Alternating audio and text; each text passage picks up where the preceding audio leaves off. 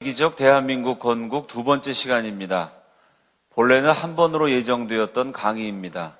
어제 폭설 때문에 강사진에 차질이 생겨서 어제는 제가 대타를 쳤고 오늘은 본래 제가 맡았던 시간입니다.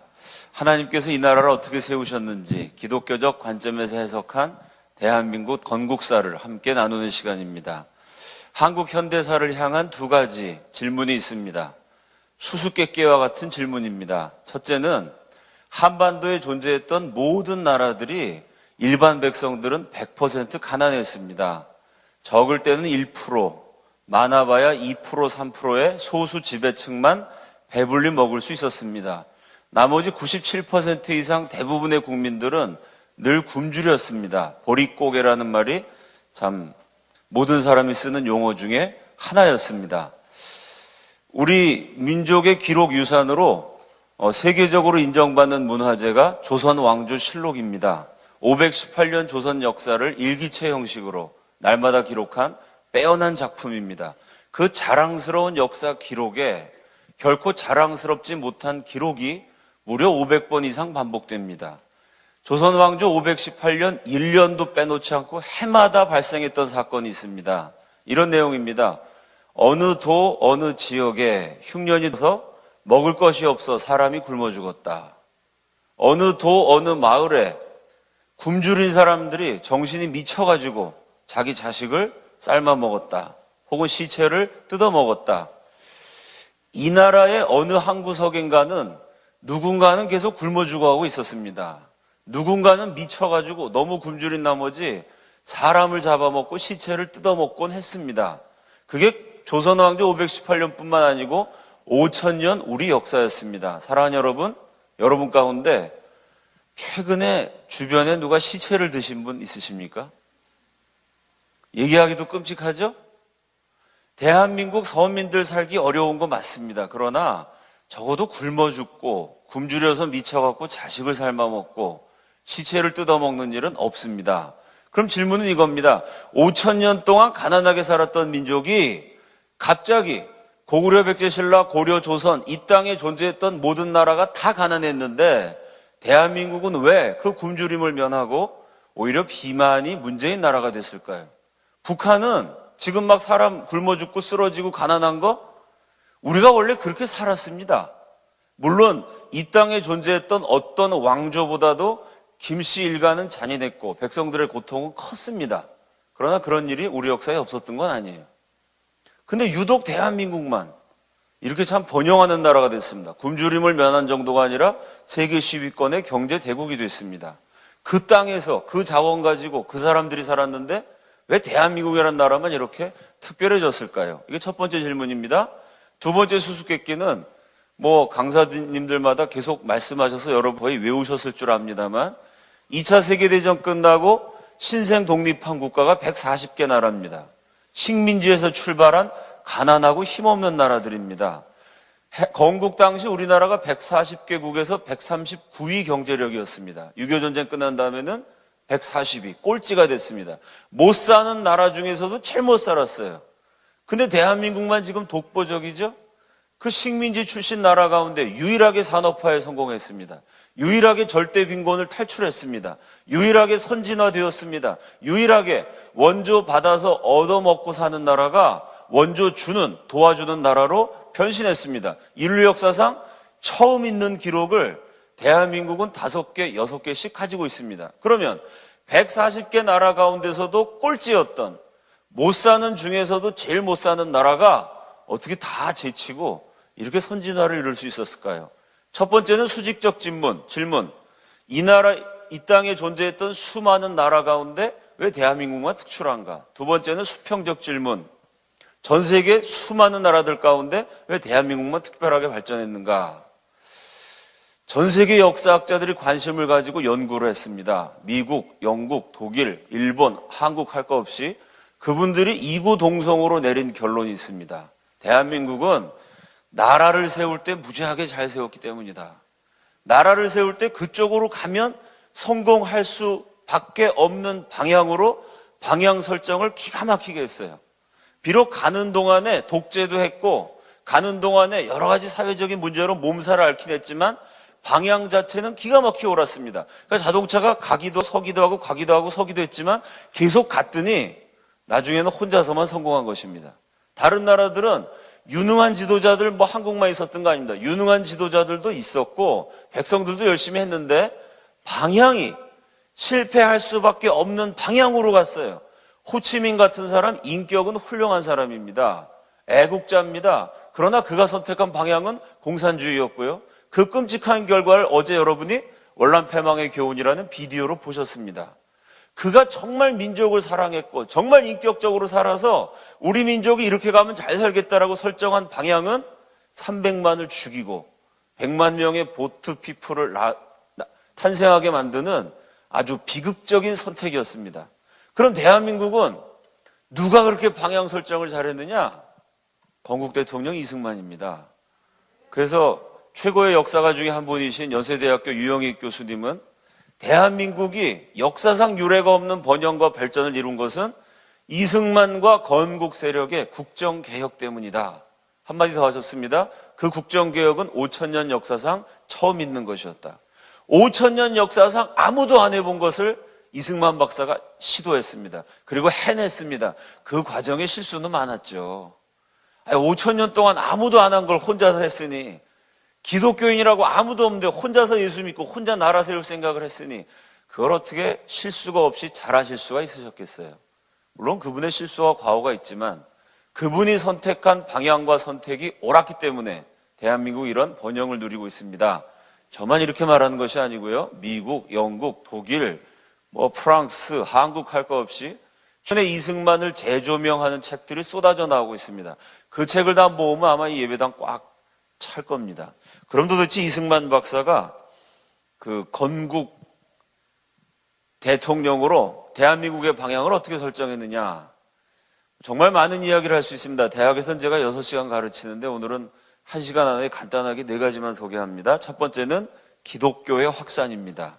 어제 말씀드렸듯이 1899년 1월 추운 겨울날 사형수 이승만이 고문당에 온몸이 으스러진 채로 예수님을 영접합니다. 조선 양반 가운데 예수 믿는 사람 딱 한 명이 됐어요. 그 한 명 이승만이 감옥에서 기도합니다. 주여, 조선 땅에 10,000명의 크리스찬을 주시옵소서. 벌써 아멘 하시면 안 돼요. 속으신 거예요, 저한테. 아니, 혼자서 10,000명 예수 믿게 해달라 그래도 대단한 거죠? 예수 믿는다 그러면 조상제사도 안 지낸다고 아주 그냥 집안에서 쫓겨나는 삼엄하던 시절인데 10,000명을 주시옵소서. 기도했다면 위대한 사람입니다. 이승만은 위대한 정도가 아니라 외계인이에요. 위대한 인간 수준을 초월합니다. 혼자서 예수 믿고 뭐라고 기도하냐면 그날부터 주여 100만 크리스찬을 주시옵소서. 이 땅에 100만 명의 기독교인이 있으면 적어도 이 나라가 100만이면 소수가 아니잖아요. 그 당시에 지금도 마찬가지지만 100만의 기독교인이 나라를 위해서 부르짖으면 멸망해가는 조선이지만 다시 솟아날 희망이 있다고 그는 믿었습니다.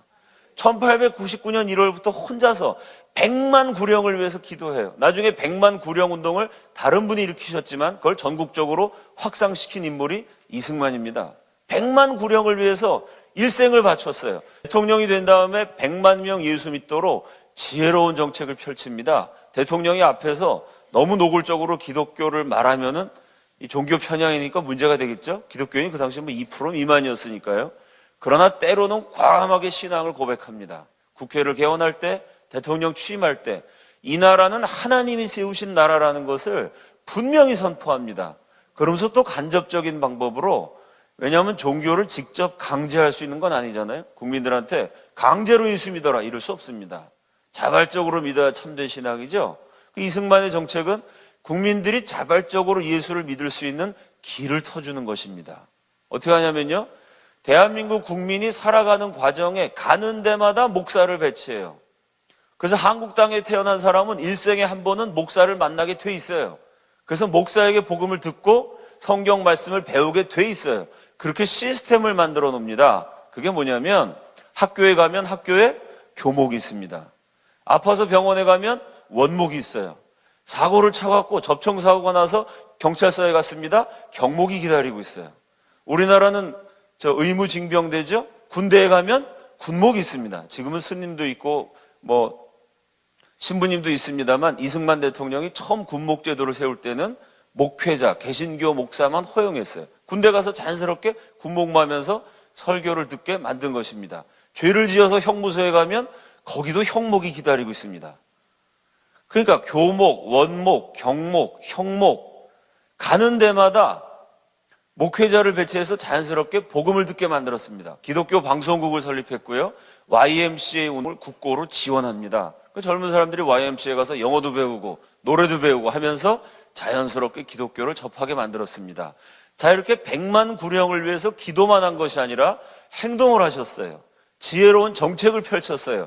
그 결과 1960년 초 이승만이 대통령에서 물러날 때 한국은 120만의 기독교인을 가진 아시아 굴지의 기독교 국가가 되었습니다. 60년에 걸친, 정확하게 62년 동안 하루도 빼놓지 않고 기도했던 건국 대통령의 위대한 기도가 응답되었는 줄로 믿습니다. 두 번째 개혁은 토지개혁입니다. 우리 화면 한번 보여주시죠. 제가 박물관에 갔다가 깜짝 놀랐습니다. 화면 띄워주세요. 예.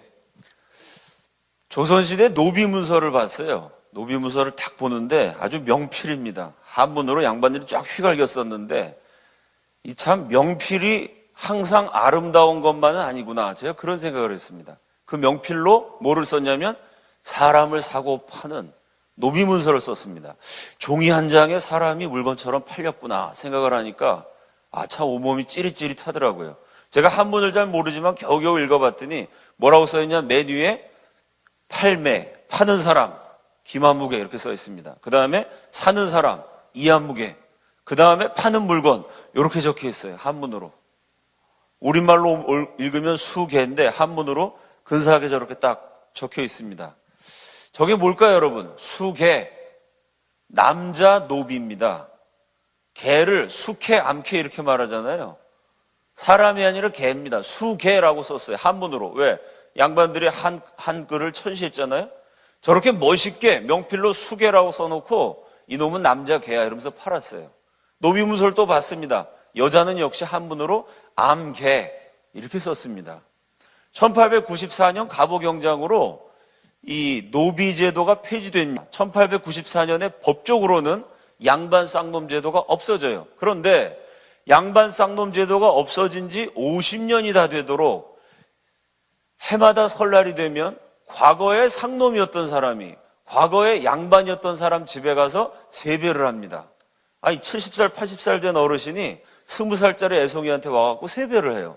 그러면 이 양반이었던 사람, 지금은 양반 쌍놈 없습니다. 1894년에 양반 제도는 법적으로는 없어졌어요. 근데 50년 지난 다음에도 이 나라에 설날마다 있었던 풍경은 나이 70, 80 되신 과거의 상놈이 나이 10살, 20살 된 과거의 양반한테 세배를 하러 옵니다. 그 세배하러 오면 자네 왔나? 들어오게 그럽니다. 여러분 들어오게 그러면 어디로 들어오는 걸까요? 우리는 방 안으로 들어오는 거라고 생각하기 쉽죠? 마당으로 들어오는 겁니다. 아니 수개, 암개가 어떻게 집 안으로 들어옵니까? 개는 땅바닥에 있어야죠. 그래서 마당에서 땅바닥에서 절을 해요. 눈을 맞으면서. 그러면은 이 양반이 마루에 딱 앉아갖고 세배를 받습니다. 그래서 양반들이 쓴 일기 가운데 무슨 양반 상놈 제도를 폐지한다느니 법을 만든다느니 세상이 요란 법석을 떨었지만 주종 간의 의리, 주인과 종, 양반과 상놈과의 의리는 세월이 흘러도 변하지 않는다. 법적으로 양반 상놈 제도가 폐지되고 50년이 지나도 양반들은 여전히 그런 일기를 쓰고 있었습니다. 왜 그랬을까요? 양반이 지주였기 때문에 그렇습니다. 상놈들은 소작농입니다. 그때는 농사지어서 먹고 살았어요. 땅이 없으면 굶어야 됩니다. 이 나라는 산이 많습니다. 농토가 적어요. 그나 적은 농토를 양반들이 다 갖고 있어요. 그러니까 상놈 출신이었던 소작농들은 아무리 말로는 당신은 자유입니다. 당신도 이제부터 양반입니다. 말로 선언해봐야 그게 먹고 사는 문제 해결해 주지 못합니다. 법으로는 당신이 더 이상 상놈이 아니라고 선언을 해 주었지만 경제적으로 먹고 살 길이 없으니 그나마 과거 양반이었던 지주들한테 빌붙어서 살아야 됩니다. 소작료가 한 해 수확료의 50%입니다. 1년 동안 뼈 빠지게 농사지어서 절반을 소작료로 바쳐야 됩니다. 그러면서도 눈치를 봐야 돼요. 왜? 어느 날 양반 출신 지주가 이제 농사 그만 지어. 그러면 당장 식구들 굶어 죽어야 됩니다. 그러니 눈 맞으면서 땅바닥에 개처럼 엎드려서 절을 해야만 했던 것이죠. 이승만은 기독교 국가를 꿈꿨습니다. 기독교의 핵심을 그는 자유라고 생각했어요. 그 자유를 주려면 말로만 국민들한테 자유입니다. 이건 자유가 아니라고 이승만은 얘기했습니다. 우리 유명한 심리학자 L.A. 프롬이 빵이 없는 자유는 자유가 아니다. 상담가가 한 말이에요. 이게 무슨 정치가 경제가 아니라 직접 병든 사람 고치는 상담가가 수많은 인생들을 직접 만나보니까 빵이 없는 자유, 경제적으로 해결이 안 된 자유는 자유가 아니라는 거예요. 아니, 먹고 살 길 없으면 누군가한테 예속될 수밖에 없습니다. 천재 심리학자 L.A. 프롬이 1970년대 한 얘기를 이승만은 1800년대부터 꿈꿉니다. 이 양반 쌍놈 제도를 없애려면 말로만 자유다 할 것이 아니라 저 양반들이 갖고 있는 땅을 합법적인 절차로 구입해서 합법적으로 나누어줘서 전 국민을 지주로 만들어야 한다. 그럼 내 땅이 있으면 상놈이라고 양반 눈치 볼 필요가 없습니다. 그래서 이승만이 우리 역사 5000년 역사상 처음이자 마지막으로 토지개혁을 합니다. 이 땅에 가난한 농민들한테 땅을 준 사람은 이승만이 처음이자 마지막입니다. 제가 역사 기록을 확인해 보니까 722년에 통일신라가 농민들에게 땅을 준 기록이 있습니다. 그때의 농민들은 각 지역사회의 지도자들이었어요. 농민 가운데 지도자한테 땅을 준 게 5000년 역사상 한 번 있습니다. 지도자가 아니라 마당쇠, 돌쇠, 난 놓고 기역자도 쓸 줄 모르는 무지렁이 까막눈 백성들에게 땅을 주신 분은 이승만이 처음이자 마지막입니다. 요즘 말로 하면 경제민주화의 선구자라고 할 수 있습니다. 이승만이 강경하게 우리나라가 제대로 되려면 토지를 국민들에게 분배해 줘야 된다. 막 강하게 밀어붙이니까 국회가 좋아했을까요? 싫어했을까요? 그 당시 국회는 양반이 많았을까요? 상놈이 많았을까요? 국회는 100% 양반에다가 지주입니다. 그래서 대통령이 자기 땅을 합법적인 방법이지만 결국은 뺏어서 나눠준다니까 싫어했죠. 국회가 사사건건 이승만의 정책에 발목을 잡습니다. 이승만이 국회를 힘으로 눌러요. 이승만이 독재자인 건 맞습니다. 말년에 실수하신 것도 많은데 이승만의 수많은 정책들은 그분이 독재를 할 수밖에 없었던 이유들 가운데 대부분의 퍼센테이지는 돈 있는 사람 지주들이 자기들만 계속 잘 살려고 그러고 이승만의 민주개혁, 기독교개혁을 방해하니까 그걸 힘으로라도 눌러서 국회를 힘으로 눌렀으니까 독재한 건 맞습니다. 그러나 그렇게 해서라도 굶어 죽는 사람 없는 나라 만들어야 된다. 5000년 이어온 가난을 끊어야 된다. 이승만의 깊은 뜻이 있었던 것입니다. 자, 그래서 이승만이 하도 강경하게 밀어붙이니까 국회가 어쩔 수 없이 동의해 줍니다. 그래서 법안이 올라왔는데 토지 대금을 1년 수확료의 300%로 한다. 이렇게 돼 있어요. 수확료가 50%입니다. 그러면 토지 대금이 300%라는 얘기거든요. 6년 동안 소작료를 내면 7년 때는 내 땅이 되는 거예요. 얼마나 감사한 일입니까? 그죠? 여기서 또 속으시면 안 돼요, 저한테. 이승만이 그걸 받자마자 빨간 펜으로 쫙 긋습니다. 이 나라 농민들이 5000년 동안 땅이 없었는데 농민들을 6년씩이나 기다리게 할 수 없다고. 그리고 300%라는 토지 대금을 150%로 깎아버려요. 그러니까 3년만 소작료를 내면 4년째는 내 땅이 됩니다. 그냥 공산주의자처럼 강제로 뺏은 게 아니에요. 150%의 대금을 국가가 먼저 지주들한테 줍니다. 그리고 땅을 농민들한테 줘요. 그리고 농민들한테 얘기해요. 당신들이 열심히 얘기하고 이 빚을 갚으면 이 땅은 당신 땅이 됩니다. 이승만의 개념에는 무상이라는 게 없어요. 공짜라는 게 없습니다. 무상급식? 그게 어떻게 무상입니까? 하늘에서 급식이 떨어져요? 세금 급식이 맞죠? 이승만의 머리에는 공짜라는 게 없어요. 국민들을 사랑했지만 공짜로 주진 않았어요. 국가가 땅을 줄 테니까, 국가가 먼저 돈을 대금에 줄 테니까 당신이 열심히 일해서 갚으시오. 왜? 내가 열심히 일해갖고 내 땅을 만들어야, 그래야 주인의식이 생기고요. 그래야 공짜 바라지 않고요. 그래야 국민의 정신개혁이 됩니다. 경제개혁뿐만 아니라 정신개혁까지 하신 분이죠. 아니, 그러니 수천 년 내 땅이었습니다. 가만히 있으면 남들이 뼈 빠지게 일한 거 절반 거저먹을 수 있어요. 그걸 이승만 때문에 뺏기게 됐으니 양반지주 국회의원들이 얼마나 화가 났겠어요? 사사건건 이승만을 방해합니다. 그러니까 이승만 박사가 화가 나갖고 나중에는 비상수단을 동원해요. 전국의 양반들한테, 지주들한테 분배 예정 통지서라는 것을 발행합니다. 쉽게 얘기해서 공개적이고 공식적이고 아주 점잖게 쓰여진 협박장입니다. 네 땅은 분배하기로 예정돼 있으니까 까불지 말아라. 자꾸 그러면 다친다. 뭐 이렇게 딱 지주들한테 써요. 그러니까 지주들이 예정통지서를 받고 야, 이 대통령이 보통 의지가 아니구나. 가만히 있다가 내 땅 뺏길라. 겁이 나갖고 누가 시키지도 않았는데 어차피 국가가 분배하기 전에 내가 팔자. 스스로 자기 땅을 막 팔아요. 근데 갑자기 내놓느라고 매물이 쏟아지니까 땅값이 떨어지겠죠. 가격을 얼마를 받고 파냐면 1년 수확량 기준으로 120%에서 130%의 땅을 팔아버립니다. 그러니까 국회에서 정부에서 발행한 제정한 법률은 300%였고 이승만이 그걸 150%에 잘랐는데 결국은 120% 정도의 가격에 전 국민이 지주가 되는 인류 역사상 없는 엄청난 토지개혁이라는 혁명이 일어납니다. 자, 대천덕 신부님 뭐라고 말씀하시냐면요. 이승만 박사가 토지개혁을 하면서 그 토지개혁에 대한 구상과 정책과 실천하는 모든 과정에 그분이 날마다 성경을 읽으신 분이기 때문에요. 철저히 성경적인 원칙을 따라갑니다. 그 대천덕 신부님이 돌아가시기 전에 전 세계가 공산화됐는데 왜 대한민국만 공산화가 안 됐느냐? 성경적인 토지개혁을 실시했기 때문이다. 성경적인 토지개혁으로 땅을 갖게 된 농민이 내 땅에 공산당들이 쳐들어오니까 내 땅을 지키기 위해서 목숨을 걸고 싸웁니다. 그래서 우리보다 몇백 배 강했던 외적을 물리칠 수 있었던 것입니다. 자, 이승만의 두 번째 업적은 교육혁명입니다. 우리 그 다음 화면 보여주시죠. 이 사진이 아주 역사적인 사진입니다. 앞에 불을 조금 꺼주시면 사진이 좀 잘 보일 것 같습니다. 예. 이게 1913년에 이승만이 하와이에서 세운 학교예요. 하와이 한인학원의 사진입니다. 이 사진이 5,000년 역사상 처음 있는 기가 막힌 사진입니다. 왜 역사적인 사진일까요, 여러분? 한인이요? 하와이, 예, 그것도 맞습니다. 물론 하와이 학교 세운 것도 처음입니다. 예. 전혀 강사가 예상하지 못한 대답이 나왔습니다.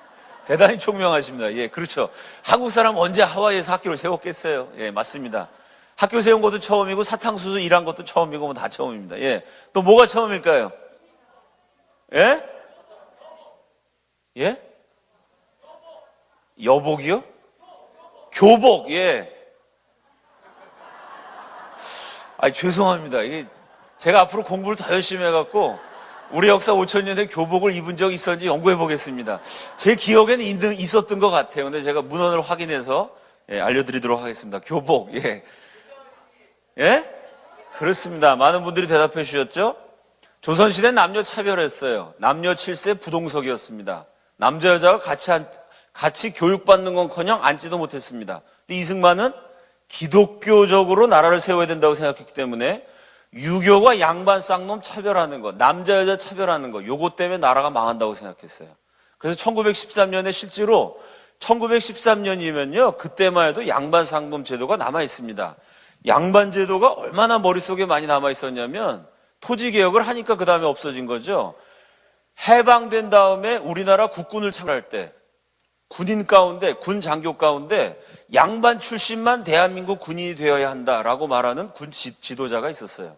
독립운동할 때 광복군 가운데서도요, 양반 출신만 광복군에 들어올 수 있다라고 주장한 장교가 실제로 있었어요. 이게 머릿속에 안 없어집니다. 500년 동안 머릿속에 박혔던 게. 근데 이승만이 그거를 말로만 주장한 것이 아니라 행동으로 보였어요. 학교를 세워놓고 여자아이들을 다 받았습니다. 그리고 남녀를 차별하지 않고 똑같이 가르쳤어요. 오히려 여자들에게 사명감을 더 불어넣어 줬습니다. 여자가 똑똑해서 아이를 제대로 길러야 그래야 우리가 빼앗긴 나라를 되찾을 수 있다. 그리고 이 나라 역사상 최초로 남녀공학이라는 걸 만들었습니다. 위대하신 분이죠. 이승만의 교육혁명입니다. 그 다음 화면 보여주세요. 이승만이 대통령이 되기 이전에 학교라는 데를 하루라도 가본 사람이 14%입니다. 자기 이름 석자라도 쓸 줄 아는 문자 해독률이 12%예요. 이승만이 대통령하면서 10년 사이에 취학 아동, 학교에 입학하는 아이를 96%로 끌어올렸습니다. 전 국민을 글자를 읽을 수 있게 만든 거예요. 왜 그랬을까요? 세 가지 이유가 있습니다. 첫째, 국민들에게 성경을 읽혀야 되기 때문에. 글자를 알아야 성경을 읽을 수 있잖아요. 기독교 정치가였기 때문에 제일 먼저 국민들에게 성경을 가르치는 것이 급선무라고 생각했어요. 두 번째, 양반 제도를 깨뜨리기 위해서. 양반만 글자를 읽을 수 있거든요. 상놈들한테 너는 이제부터 상놈이 아니야 말로 해주고 글자를 안 가르쳐주면 자기 이름 석자도 못 쓰는 사람이 어떻게 양반으로 자유인으로 살 수 있겠어요. 양반 제도 없애려면 양반만 알고 있는 글자를 전 국민이 다 배울 수 있게 해야 된다. 그 두 번째 이유였어요. 세 번째, 선진국을 만들기 위해서. 백성들이 이렇게 무식하면 우리는 절대로 후진국의 굴레를 벗어나지 못한다. 이런 원대한 포부를 갖고 14%였던 그 교육 받은 퍼센테이지를 96%로 끌어올렸습니다. 그 다음 화면 보겠습니다. 이승만이 대통령 되기 전에 이 나라에서 해외 유학 갔다 온 사람 50년 동안 다 합쳐봐야 500명 이하입니다. 이승만이 10년 대통령 하면서 무려 미국에만 2만 명을 유학을 보내요. 대단한 거죠? 50년 동안 500명 유학 갔는데 10년 만에 2만 명을 보냅니다. 그럼 그 당시에 지금도 미국 유학 가면은 집안의 기둥뿌리가 흔들리죠? 돈이 많이 듭니다. 그렇게 가난한 나라에서 어떻게 2만 명이나 유학을 보냈느냐? 이승만이 외교를 잘해갖고요. 2만 명이 미국에서 장학금 받고 공부합니다. 생활비까지 받고 공부해요. 그 2만 명이 딱 준비가 됐어요. 엘리트가. 전 국민을 교육시키고 2만 명의 그 미국의 선진국에 발달된 기술과 교육과 문명을 익힌 엘리트를 쫙 준비했어요. 국민들은 다 교육시켜 놓고 그 다음 지도자도 딱 만들어 놓고 그리고 경제정책을 잘했으면 이승만이 외계인이 아니라 하나님이었겠죠. 그것까지 잘하시면. 그렇게 다 준비를 해놓고 사람은 잘 길러놨는데 경제는 잘 못하셨어요. 연세가 많으셔갖고. 그래서 결국 이승만은 물러나고 이렇게 이승만이 길러놓은 인재를 이승만의 뒤를 이은 박정희라는 사람이 그 인재들을 지휘해서 한강의 기적을 이룹니다. 그 다음 화면 볼까요? 사실은 그 박정희라는 분 자체도 이승만 박사가 길러낸 인물이라고 해도 뭐 그게 틀린 말만은 아닙니다. 왜냐하면 박정희가 미국 유학을 갔다 옵니다. 어떻게 해요? 이승만이 장학금을 줘서. 이승만이 2만 명의 장학생을 보내는데 그 중에 한 사람이 박정희입니다. 박정희가 미국 가서 두 가지가 특별히 감명 깊었다 그래요. 첫째는 미국은 가는 데마다 막 산이 울창해요. 나무가 심겨져 있어요. 아, 선진국이 되려면 나무를 많이 심어야 되겠다. 이 생각을 합니다. 그래서 박정희가 나중에 대통령이 된 다음에 이분도 독재자 아닙니까? 군대를 동원하고 전 국민을 강제로 막 동원해갖고 식목일을 제정하고 이 땅에 나무를 다 심게 만들었어요. 물론 그걸 뭐 독재라고 욕하면은 욕할 수 있죠. 강제로 시킨 거니까. 그러나 여러분 강제로라도 나무를 심어가지고 대한민국이 이렇게 잘 살게 된 겁니다. 북한 나무가 없으니까 맨날 홍수가 나잖아요. 북한에서 오신 얘기 들어보면은 먹을 게 없어갖고 나무 껍질을 벗겨 먹는데요. 나무 껍질을 벗기로 1시간 걸어가야 된대요. 탈북자분 제가 만나봤는데요. 대한민국에 딱 떨어져갖고 국정원으로 조사받으러 갈 때 버스에서 대한민국을 처음 보잖아요. 창밖을 보면 가로수가 보이겠죠. 그 가로수를 보고 한국 땅에 와서 이렇게 생각했대요. 야, 이 대한민국에서는 저 나뭇잎만 먹어도 굶지 않겠구나. 아, 웃을 일이 아니에요. 여러분 이게 가슴 아픈 일이에요. 나뭇잎을 보고 먹을 생각을 해요. 왜? 북한에 나무도 없고 헐벗고 굶주린 나라가 됐어요. 박정희 대통령은 강제로라도 나무를 심게 해서 오늘날 대한민국이 세계 4대 조림국가 가운데 하나입니다. 그래서 산림학자들은 박정희의 다른 수많은 업적이 있지만 그거 다 제쳐놓고 이렇게 참 헐벗은 나라를 세계 4대 조림국가로 만든 그 업적 하나만 갖고도 그분은 위대하신 분이다. 이렇게 평가하는 교수님들도 실제로 있습니다. 두 번째, 박정희가 미국에서 고속도로를 봅니다. 그 광활한 대륙을 가로지른 도로를 봐요. 박정희는 조선 사람으로 일본 육군사관학교 졸업한 사람입니다. 공부를 조선 사람이 일본 육군사관학교를 우수한 성적으로 졸업했어요.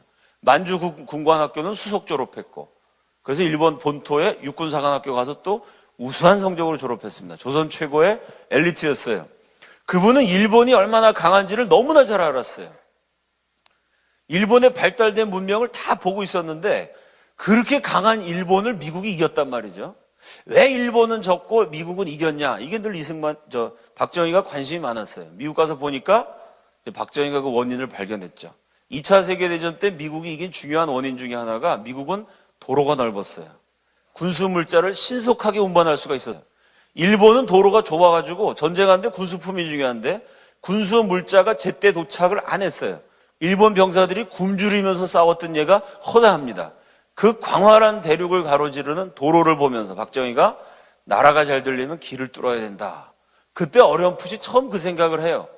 그리고 혁명하고 대통령이 된 다음에 독일 가서 그 유명한 히틀러가 만든 아우토반을 봅니다. 그리고 결심을 하죠. 당장 고속도로를 뚫어야 되겠다. 그리고 와서 역시 국회의 반대를 무릅쓰고, 이분도 독재자셨어요. 예산을 막 이렇게 편법으로 돌려가지고 거의 뭐 국회의원들을 속이다시피 숨바꼭질을 해서 그 당시 1년 예산에 한 2배가 들었다 그러던가요? 막대한 돈을 퍼부어갖고 경부고속도로를 뚫었습니다. 그때 앞장서서 저렇게 대규모 통업공사하면 나라가 망한다라고 막 맹렬히 비난했던 사람이 김대모, 김영모, 이름은 말하지 않습니다. 김모 시작되는 나중에 대통령 된 두 분이 있죠? 그 두 분이 맹렬하게 반대했어요. 오늘날 경부고속도로는 민족의 대동맥이라고 평가받습니다. 그때 고속도로를 뚫었기 때문에 한국 경제가 이렇게 발전할 수 있었어요. 그러면 박정희로 하여금 고속도로를 뚫어야 된다는 생각을 누가 갖게 했느냐? 그건 이승만입니다. 이승만이 미국에 유학 갈 수 있는 길을 열어줬어요. 그래서 오늘날은요, 한국 경제가 왜 이렇게 발전했느냐? 박정희의 공로는 좌파들도 인정합니다. 최근에는 대부분의 학자들은 한국의 경제 발전은 박정희의 공로만이 아니라 이승만과의 공동작품이다, 이렇게 얘기를 해요. 왜? 이승만이 사람을 길러놨습니다. 국민들을 교육시켜놨어요. 그 다음에 박정희가 교육된 사람들을 잘 지휘해서 경제 발전을 이끌었던 겁니다. 자, 이게 이승만의 두 번째 업적 토지개혁, 세 번째 업적 교육혁명, 요 두 가지를 같이 한 게 이승만의 천재성입니다. 양반이 땅을 갖고 있고 지식을 갖고 있어요. 그걸 이승만이 양반만 독점하고 있던 땅과 지식을 전 국민한테 나눠줬어요. 요 두 가지가 같이 갔기 때문에 대한민국은 차별이 없어진 평등한 나라가 됐습니다. 여러분 가운데 조선시대 우리 조상은 상놈이었습니다. 손 들어보세요. 상놈의 후손. 예, 정직하신 분이 한 분, 두 분 계십니다. 나머지는 다 양반이라고 믿고 계시죠? 그렇지 않아요, 여러분. 여러분이 다 양반의 후손된 게 이승만 박사의 업적입니다. 이승만 박사가 상놈들한테 땅을 주고 교육을 시켰어요. 그랬더니 상놈들이 열심히 일해서 제일 먼저 뭘 했을까요? 족보를 다 바꿨어요. 우리 조상이 양반집에 영의정 집안의 마당쇠였다. 그럼 족보에 어떻게 썼을까요? 마당쇠만 빼면 돼요. 영의정 이렇게 쓰면 돼요, 그냥. 그러니까 영의정 집안의 마당쇠, 판서 집안의 돌쇠, 이런 사람들이 다 영의정 판서의 후손이 된 거예요. 그래서 한국은 지금 다 양반의 후손이라고 생각해요. 그죠? 왜? 양반들만 갖고 있는 땅과 지식을 국민들에게 다 나눠줘서 실제로 전 국민이 양반된 것입니다. 이 두 가지를 같이 행한 게 한국의 발전을 이해하는 중요한 열쇠가 됩니다. 예를 들어 볼게요. 1947년에 대한민국이 건국되기도 1년 전에 한국 최고의 엘리트 5명을 유학 보냅니다. 그 비행기 뜨는 공항에 이승만 대통령, 김구 선생, 뭐 애국자들이 다 나와갖고 눈물을 흘리면서 격려사를 해요.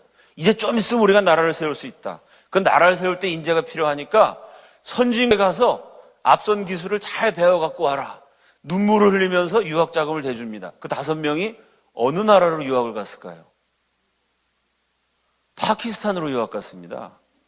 파키스탄이 대한민국보다 훨씬 잘 살았어요. 1960년대 초에 박정희 대통령이 연설했습니다. 우리가 경제개발 5개년 개혁 몇 번만 더 하면 아시아에서 두 번째로 잘 사는 필리핀보다 우리가 잘 살 수 있습니다. 그때 야당 지도자들이 아주 욕을 퍼부었어요. 필리핀이 대한민국보다 1인당 국민소득 4배였습니다. 그 잘 사는 필리핀이 못 사는 코리아를 위해서 기술자를 보내줬어요. 그래가지고 지어준 게 서울에 있는 장충체육관입니다. 필리핀이, 잘 사는 필리핀이 못 사는 대한민국을 위해서 지어준 겁니다. 대한민국에 공항도 만들어줬고 길도 닦아줬습니다. 한국은 사람은 많았지만 그렇게 운동장 하나 지을 만한 기술자도 없었어요. 여러분 가운데 기도하신 분 계십니까? 주여, 저희 아들이 선진국 필리핀, 파키스탄에 가서 선진기술을 잘 배워서 이 나라 인재가 되게 해주옵소서. 새벽마다 기도하신 분 계세요? 오히려 필리핀, 파키스탄 노동자들 한국 와서 너무 불쌍해서 우리가 기도하죠? 우리보다 훨씬 잘 사는 나라였어요, 그 나라가. 근데 지금은 한국하고는 비교가 안 되는 나라가 됐습니다. 왜 그럴까요? 필리핀이나 파키스탄은 토지개혁을 안 했어요. 지주들이 국회의원, 그 나라들도 민주주의는 했습니다. 국회의원이 누구예요? 100% 지주입니다. 지주들끼리 국회를 만들어서 지주들끼리 법을 만들고 지주들끼리 갈라먹으면서 그게 민주주의래요. 이승만은 그걸 싫어한 거예요. 민주주의 하려면 일반 국민들한테 땅도 주고 교육도 시키고 그 다음에 민주주의를 해야 제대로 된 민주주의지. 가진 사람끼리 다 나눠 먹는 그게 무슨 민주주의냐. 이래서 독재적인 수단을 발휘해서라도 민주주의의 기초를 놓은 거죠. 이승만을 독재자라고 볼 수 있지만 위대한 민주주의라고 볼 수도 있습니다. 필리핀, 파키스탄 민주주의 하는 거 맞습니다. 지주들끼리 지 맘대로 하고 국민들 다 노예처럼 사는 게 그게 무슨 민주주의겠어요? 이거 말이 안 되는 얘기죠. 필리핀, 파키스탄 토지개혁을 안 했습니다. 그러니까 지금도 못 살아요. 멕시코란 나라는 토지개혁을 3번이나 했습니다. 그것도 한국보다도 무자비하게 했어요. 강제로 지주들의 땅을 뺏어서 강제로 나눠줬어요.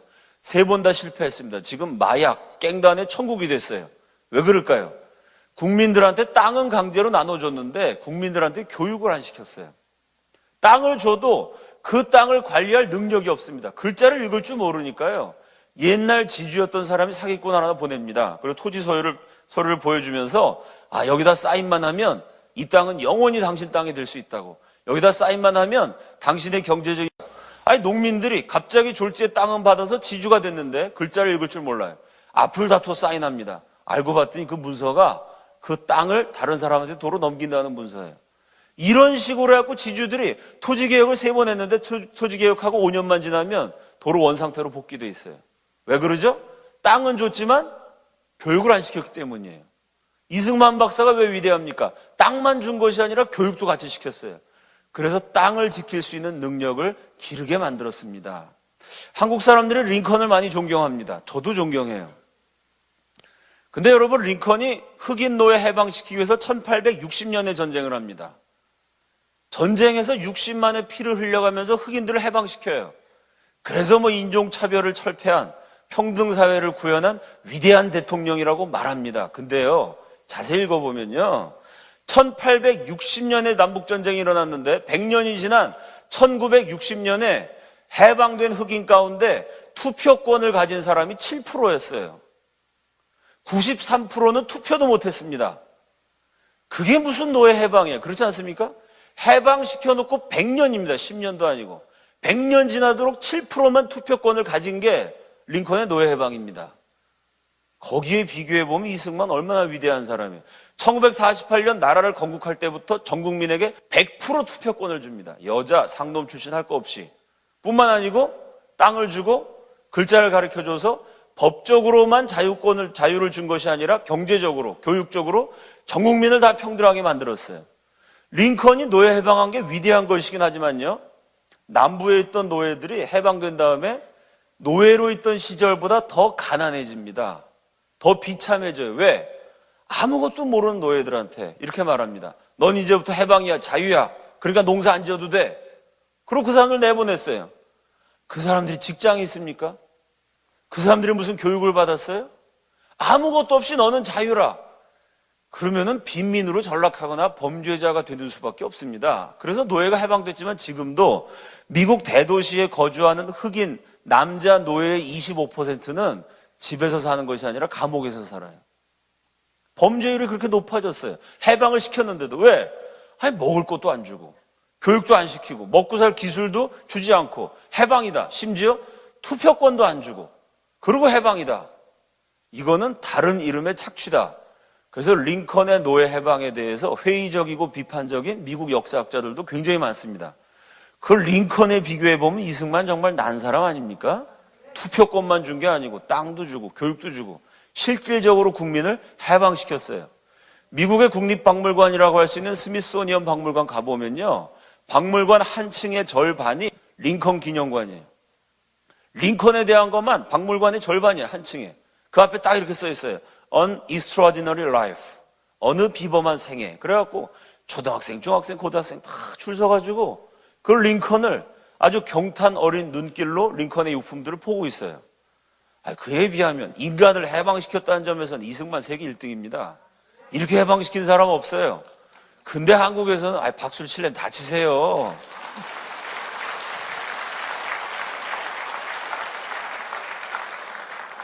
아니, 투표권도 안 주고 교육도 안 시키고 먹고 살 방법도 마련해 주지 않고 그냥 해방시켰다.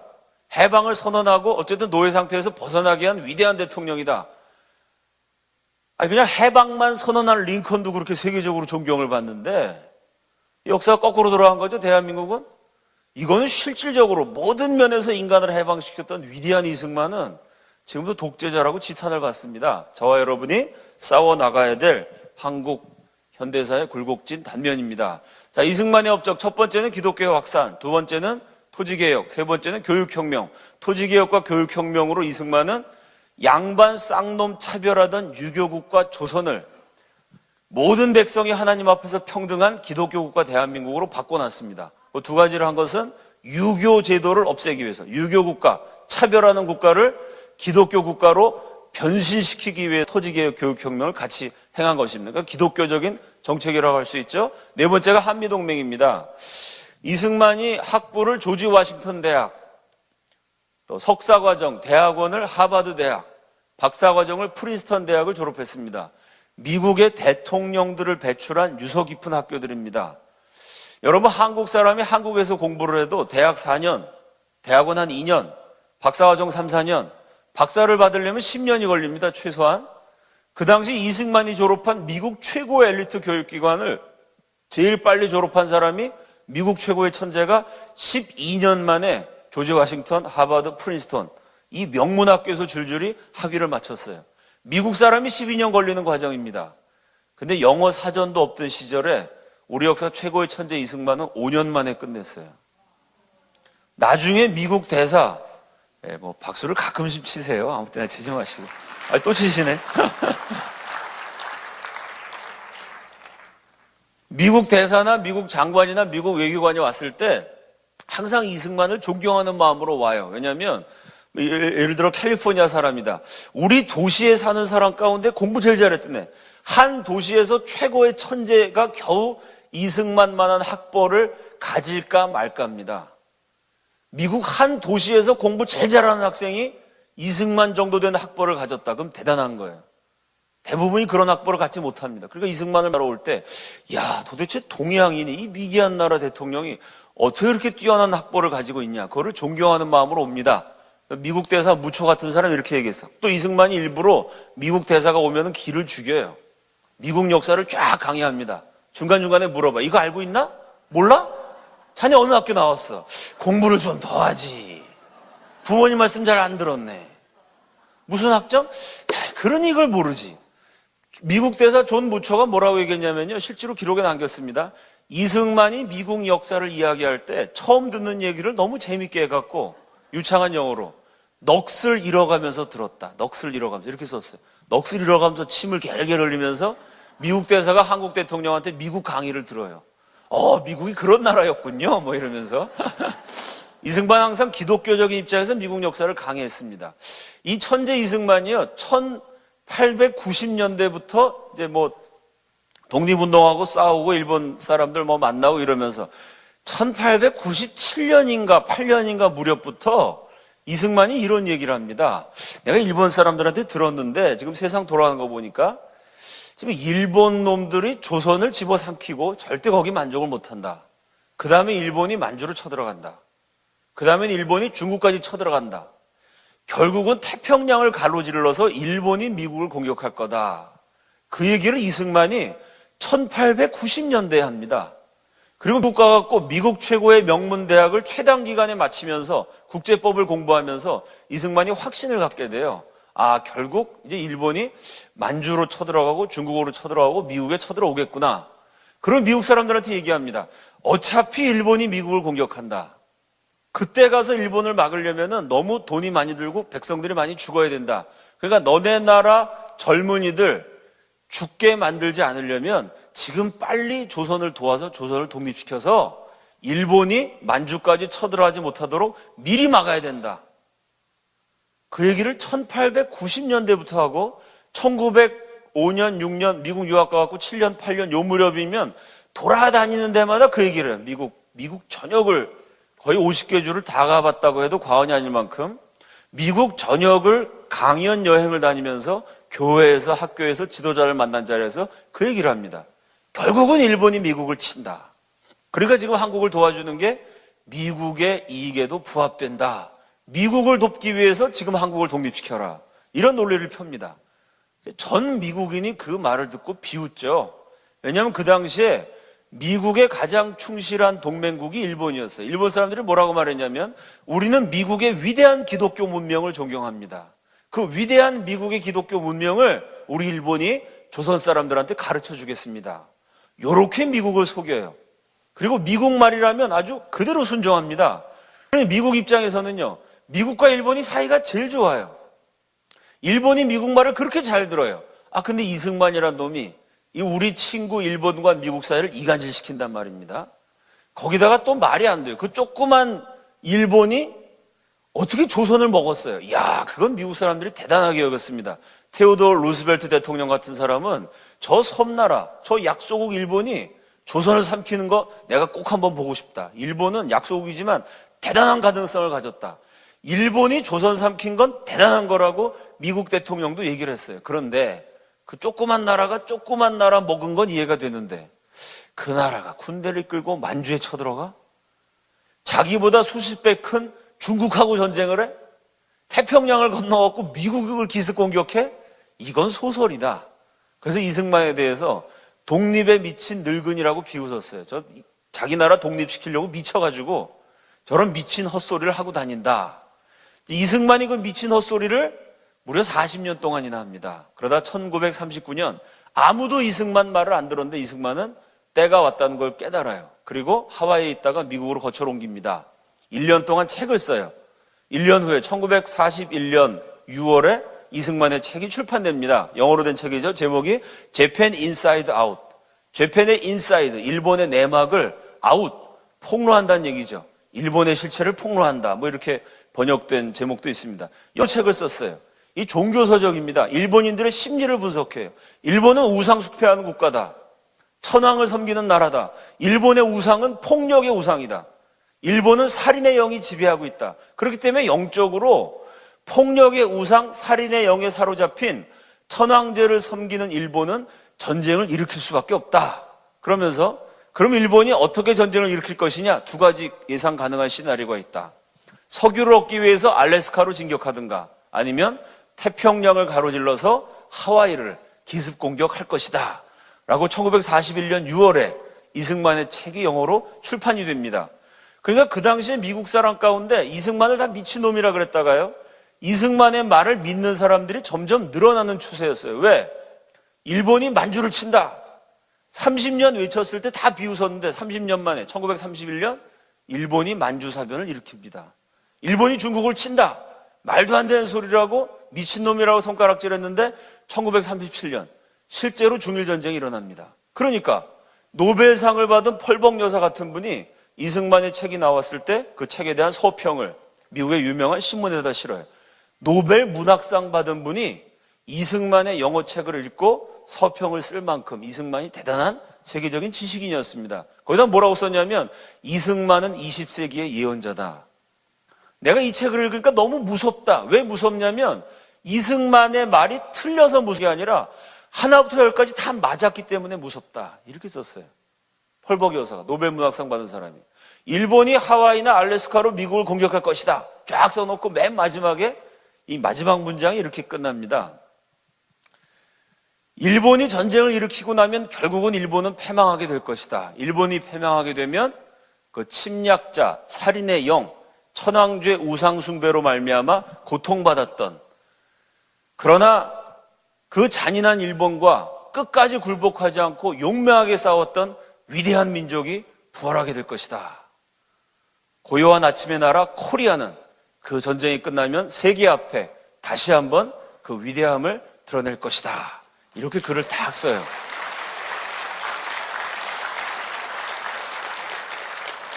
자, 그 책이 1941년 6월에 나왔습니다. 펄벅 여사 같은 분이 그 책을 주목했지만 미국 지도자들은 그 책을 무시했죠. 6개월이 지난 다음에 실제로 이승만이 예측한 그대로 미국이 하와이 진주만을 공격합니다. 그러니까 이승만 박사가 좌파들이 미제국주의 앞잡이라고 욕을 하는데 그거 엉터리 같은 얘기입니다. 왜 미국이 이승만을 지원하게 되냐면요. 계속 미국은 이승만을 싫어하고 반대했지만 인류 역사가 이승만이 말한 그대로 가요. 그래서 결국은 30년, 40년 동안 미국이 이승만을 비웃다가 나중에는 결국 이승만한테 한 수 배우게 됩니다. 이승만 말이 다 맞아 들어갔기 때문이죠. 자, 이렇게 40년 동안 계속 욕먹으면서 돌아다니면서 강연을 합니다. 그래서 이승만이 생각해요. 사람들이 다 내 말을 비웃지만 결국은 미국이 전쟁을 통해 일본을 물리치고 그 미국의 도움을 받아서 우리는 독립을 얻게 될 것이다. 그렇다면 독립을 얻을 때 코리아를 도와줄 수 있는 미국 지도자, 미국 엘리트들을 지금 미리 양성해내야 된다. 그런 생각을 합니다. 대단하신 분이죠? 약소국 지도자가 미국의 엘리트를 길러낼 생각을 해요. 미국 엘리트를 길러내서 한국을 도와주도록. 왜? 우리가 힘이 있으면 미국 도움 같은 건 필요 없습니다. 우리가 힘이 없단 말이죠. 그래서 이승만이 미국의 저명 인사들을 포섭해서 한국 친우회라는 걸 만듭니다. 미국인인데 한국인의 친구가 된 사람들이에요. 뭐 대학 총장, 국회의원, 박사, 뭐 저널리스트, 기자, 다양한 미국의 지도자들로 하여금 한국을 위해서 자꾸 데모도 하고 뭐 법안도 제출하고 한국을 위해서 싸우게 만들어요. 이승만과 절친했던 한국 친우회 회장이 어느 날 이승만을 찾아옵니다. 자기 사위를 들 거야. 내 딸내미가 얼마 전에 결혼했다고. 사위를 딱 보니까 그 당시 미군 소령이었어요. 눈알이 반짝반짝 빛나는 게 똑똑하게 생겼어요. 이승만이 생각합니다. 이 사람 보통 사람이 아니다. 나중에 이 사람이 한국을 도와주게 될 줄도 모른다. 그러면서 소령 시절부터 이승만이 미군한테 그렇게 살갑게 굴어요. 크리스마스 때 막 카드도 보내고 생일날 막 선물도 주면서 아주 친하게 지냅니다. 얼마나 친하게 지냈냐면요. 두 사람이 대화를 나누면 어찌나 다한지 이승만 박사의 부인인 프란체스카가 뒤에서 보면 질투가 날 정도였대요. 아, 우리 남편이 나보다 저 미군을 더 좋아하는구나. 이럴 정도로 이승만이 친하게 지냈습니다. 그분이 누구시냐면요. 한번 화면을 봅시다. 화면 띄워주세요. 벌써 여러분이 정답을 다 말씀하셨어요? 화면 보여주세요. 예, 메가더 장군입니다. 우리가 왜 역사를 배워야 되냐면요. 역사에는 공짜라는 게 없습니다. 역사에는 무상이라는 게 없어요. 메가더가 괜히 인천 상륙작전하고 괜히 대한민국 지켜준 게 아닙니다. 소령 시절부터 20대 때부터 이승만이 구워 삶아놨어요. 메가더가 이승만을 대한민국 편을 만들기 위해서 정말 별짓을 다 하십니다. 별짓을. 짓이라고 표현해서 죄송한데 한 가지만 제가 소개해드리겠습니다. 메가더 대통령의 아버지도 유명한 장군이었어요. 그분이 조선이 멸망해 가던 무렵에 조선을 방문합니다. 고종 황제가 강대국 미국의 장군이 오니까 환대하는 뜻으로 선물을 줘요. 조선의 국보급 향로입니다. 그 아버지 메가더 장군이 고종 황제의 선물을 굉장히 아주 소중하게 여겼다 그래요. 그래서 아들한테 얘기합니다. 야, 이게 미국 사람들이 전혀 모르는 코리아라는 나라가 있는데 그 나라의 황제께서 그 나라 국보를 나한테 선물로 준 거야. 이건 우리 집안에 가보니까 꼭 간직해야 돼. 라고 아버지가 얘기를 해요. 아들이 아버지의 말씀에 아주 100% 순종합니다.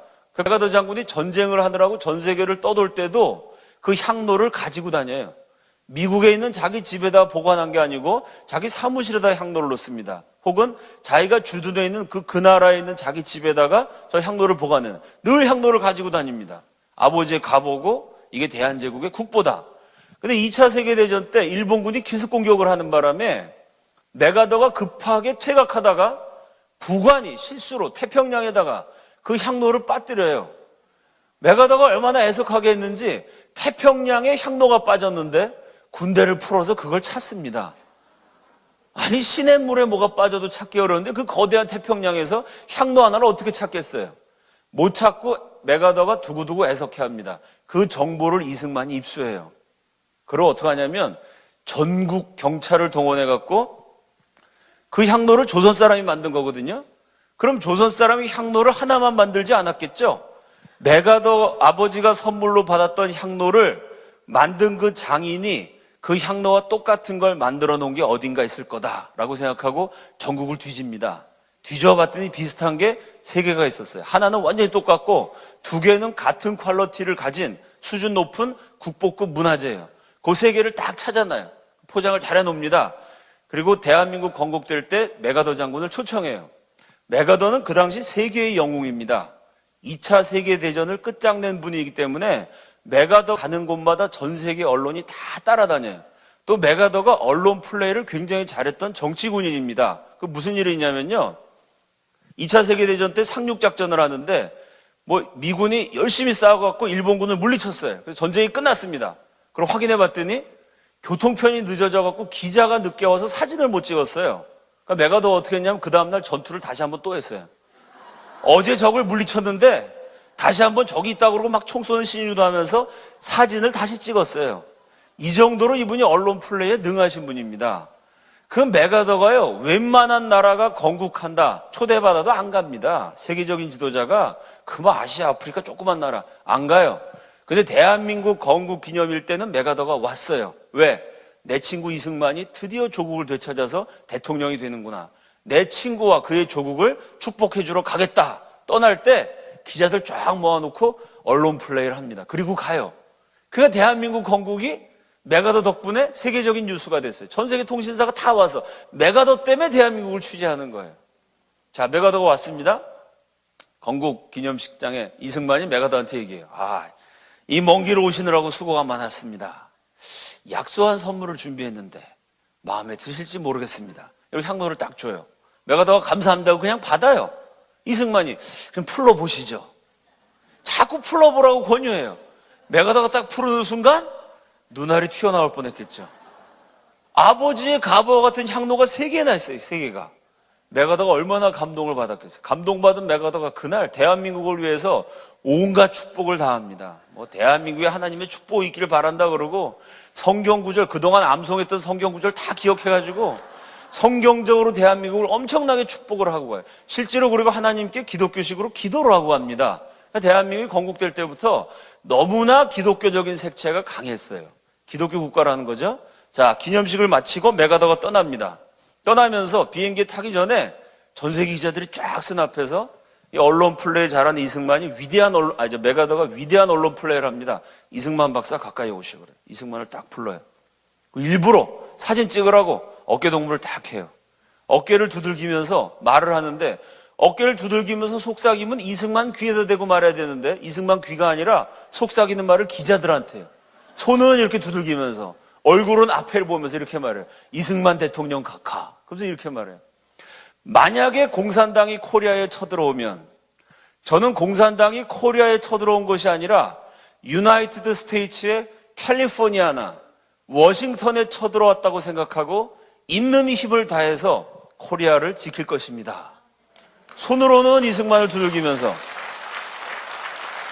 얼굴로는 전 세계 기자를 보면서 이렇게 언론 플레이를 해주고 갔어요.